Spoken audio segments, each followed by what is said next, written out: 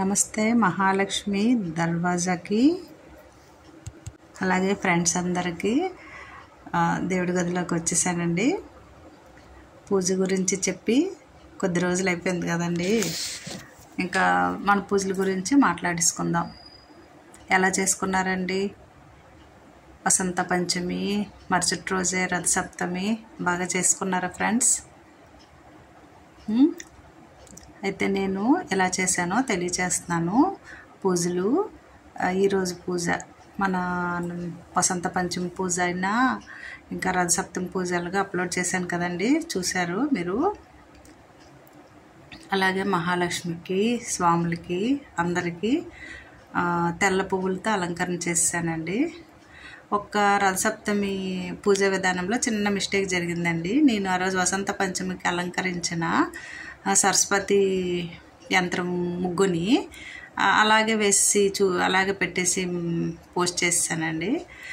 స్వాములకి అందరికీ ఎలాగైతే ఏంటంటే అందరూ మన స్వాములు, అందరూ ఒకే స్వాములు కదండి, అలా పూజ చేశారు. ఆ తర్వాత రథసప్తమికి వేరేగా ఇంకా పూజా విధానాన్ని వేరేగా అలంకరించుకున్నానండి. ఇక్కడ మంచి విషయం చెప్తున్నాను చూడండి. అదే యంత్రం పైన చక్కగా పువ్వులు పెట్టుకున్నానండి. తెల్ల పువ్వులు అమ్మకి ఇష్టమని తెల్ల పువ్వులతో కూడా అలంకరించానండి. చూసారా, విఘ్నేశ్వర స్వామి, సరస్వతి మాత, లక్ష్మీదేవి ఒకే చిత్రపటం పైన ఉన్నారండి. అలాగే అమ్మకి పూజ చేసుకున్నాను. అయితే ఏంటంటే అండి, మన మనసుని నిర్మలంగా ఉంచుకొని మంచిగా మనందరం బాగుండాలని కోరుకుంటూ కదండి మనం దీపారాధన చేసుకుంటాము. ఫ్రెండ్స్, మీరు కోరికలు కోరుతారా? నేనైతే ఎలా కోరుకుంటానో చెప్తున్నాను. ఆ కోరికలు అనేవి కోరుకోవచ్చు, అది ఇవ్వాలా వద్దా ఎలాంటివి అనేది స్వాములే చూసుకుంటారండి. మన కర్తవ్యం ఏంటంటే మనసు నిర్మలంగా ఉంచుకోవడానికి, అంత మంచిగా పాజిటివ్ ఎనర్జీ రావడం కోసం ఈ పూజ విధానం చాలా బాగా మనకు ఉపయోగపడుతుందండి. ఇంతకుముందు నేను అప్లోడ్ చేసిన పూజ వీడియోస్లో అలాగే చెప్పానండి. ఎంత సింపుల్గానే చేసుకోవచ్చు, ఎంత బాగానే చేసుకోవచ్చు. దేన్ని విమర్శించడానికి లేదండి. మనం ఎవరమండి ఒకరిని విమర్శించడానికి? చెప్పండి. ఎవరు విధానాన్ని బట్టి వాళ్ళు చేసుకుంటారు. అయితే విమర్శలు ఉంటాయి. కొందరు విమర్శలు విని అహో ఇలా చేస్తే తప్పంట, ఇలా చేస్తే ఇలా చేయకూడదంట అని తెలుసుకొని కూడా చేసిన వాళ్ళు ఉంటారండి. మరీ దినిగా చెప్పరు కదండి ఎవరైనా. కొన్ని మూఢనమ్మకాలు బాగా చెప్తుంటారు. అవి కొందరు చేయకూడదు, అలాగేమీ లేదు అంటారు. అయితే ఏదైనా చెప్పేటప్పుడు వినడానికైనా చేయడానికైనా కష్టం అనిపించకూడదు, బాధ అనిపించకూడదు కదండి. అయితే పూజలోకి వచ్చేద్దాము.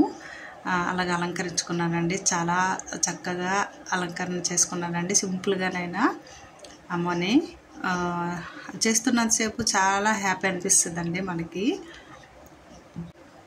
ముఖ్యంగా మన పిల్లలు చక్కగా చదువుకోవాలి, మంచిగా వాళ్ళకి జ్ఞానాన్ని ఇవ్వాలి, సరస్వతీదేవి కరుణా కటాక్షము ఉండాలని మనం పూజ చేసుకుంటాం కదండి. అలాగే ఈ పూజా వీడియోలో ఒక మంచి విషయాన్ని మనం మాట్లాడుకుందామండి. మన పిల్లల గురించి, మన వారి గురించి, మన ఫ్యామిలీ గురించి మనము ప్రార్థన చేసుకుంటాము. ఇంకా అంతకంటే మనం వేరేవేవి ఆలోచించకూడదండి. ఏమీ ఇంకా మనము అనుకోకూడదు మనసులో.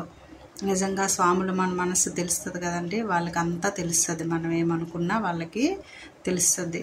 అందుకని తప్పుడుగా మనం ఎప్పుడూ ఒకరిని అనడం కానీ, ఒకరి గురించి చెడుగా కోరుకోవడం కానీ చెయ్యొద్దండి.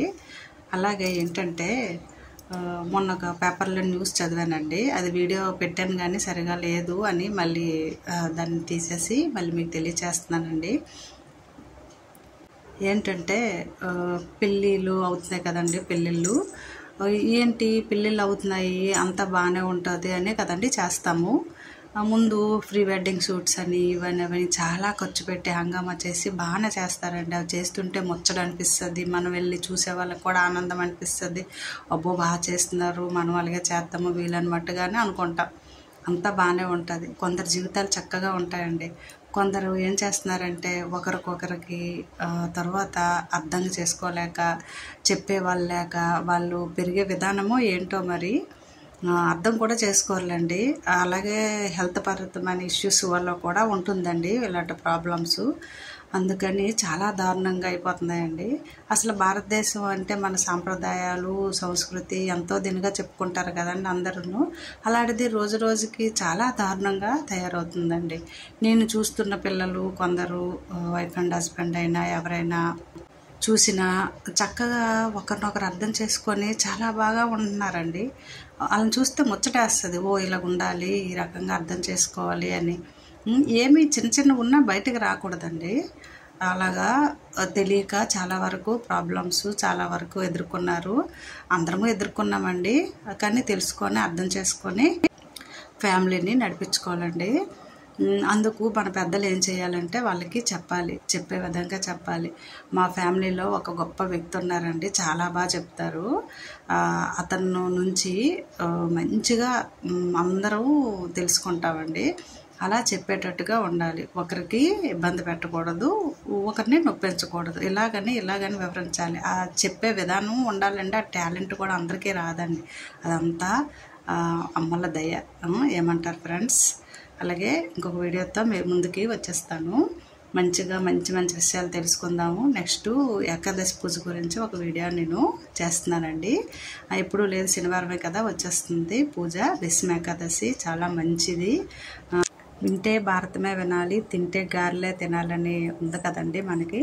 అందుకు స్వామి గురించి తెలుసుకుందాం. Okay friends.